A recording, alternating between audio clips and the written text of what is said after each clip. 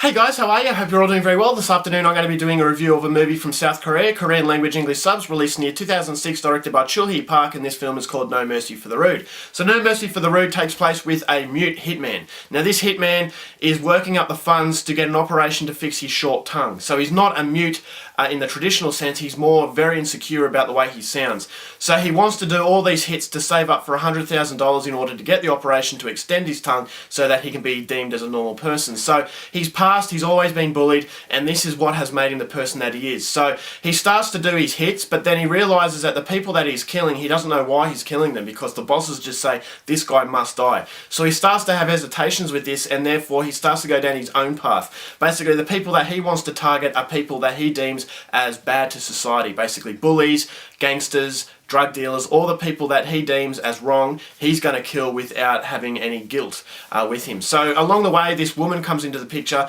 and this woman starts to complicate things because this guy starts to fall for her. So he wants to get out of the business, but once again, he wants to be able to tell this woman what he feels about her, and he can't do it by not saying anything. So on one hand, he's very insecure, but on the other hand, he's starting to fall in love, so he really wants this operation. Once he gets the operation, he plans on leaving the hit business, and whether or not he can do that, that's something you're going to have to find out for yourself, because that's as far as I'm going with my synopsis. Now my thoughts on No Mercy for the Rude. This is a dark comedy, but it's so much more than just a dark comedy, as is the case with a lot of Korean films. What you see at the start and what you're told it is, there's always something underneath the surface. And I thought No Mercy for the Rude was a really heart-wrenching, very thought-provoking film about insecurities and how the frustration from our insecurities can manifest into something very dark. And this character, he's been bullied at school when he was a child. He hasn't been able to talk. He's very, very insecure with this tongue problem that he has, and so all of that really it just builds up, and the frustration is going to boiling point. So he takes up a job in this hitman sort of area, and so that's a way for him to vent his frustration at society, vent his frustration at his insecurities, and basically take it out on people that he deems as bad people. So he's been bullied, he hates these bullies, and then he's grown up knowing what a bad person is. And so when he starts doing his hits, he starts to feel guilt about what he's doing, because he doesn't know why he's killing these people.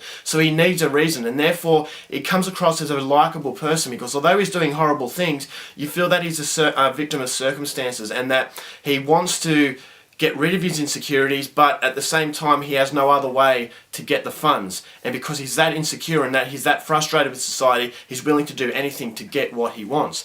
And so that's a contrasting mix of emotions throughout the film, is that this main character, he's likable, but then he's unlikable. You get an insight into who he is, and you start to believe, yeah, this guy, I'm starting to like this guy, but then he does a horrible act of violence. And it actually feels like the director of this film is playing with your emotions. And that's what makes it so memorable, is that it is a dark comedy. The comedy works very well, but it's something that really hits you. If you've ever been bullied at school, if you've ever had so much frustration that you don't know where to vent it, you will connect with this main character. And I thought the main character, the guy who played the main character, was fantastic. He didn't say anything at the film until right at the end, and I thought his body language spoke for itself. And this guy is a very good actor, because he's played similar characters in Save the Green Planet, where he plays this guy who is mentally challenged, and then he also plays a similar role in Sympathy for Mr. Vengeance, where he played a mute also. So this guy really targets these roles that are very difficult, and not everybody could play them, but this guy really plays it, and he plays it well in No Mercy for the Rude. And that is why this movie is yet another fantastic South Korean film, because I just got so much more than I bargained for. And the violence is very, very hard-hitting, but it always feels like the violence has a spot, because this guy, he loves bullfighting, and he loves all these other things. You know, you feel that this guy has hobbies.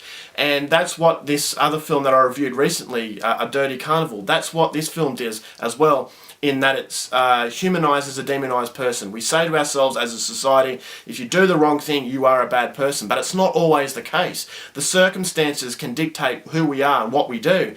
And that although this guy is doing horrible things, it doesn't necessarily mean that he's a horrible person. It's a person without options. It's a person without any other way to combat his insecurities. So on one hand, he is a bad guy, on the other hand, he's a very likable and he's an innocent guy, but he's just a guy who's lost his innocence to corruption of society, and therefore right at the end of the film, you're just left wondering, how do I feel about this guy? Do I like him? Am I going to be feeling guilty about liking him?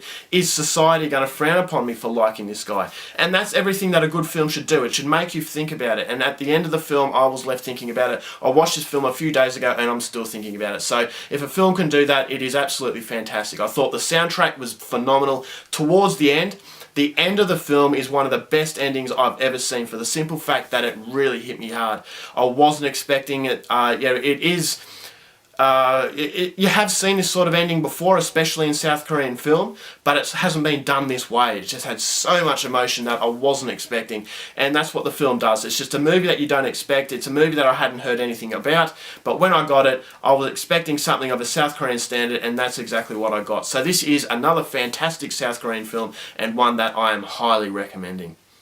Alright guys, so overall for No Mercy for the Rude, I'm going to give it 4.5 stars. Go out there and see it. Okay, that's it for my review. Hope you enjoyed it. Till next time, keep watching movies, and I'll see you later. Bye.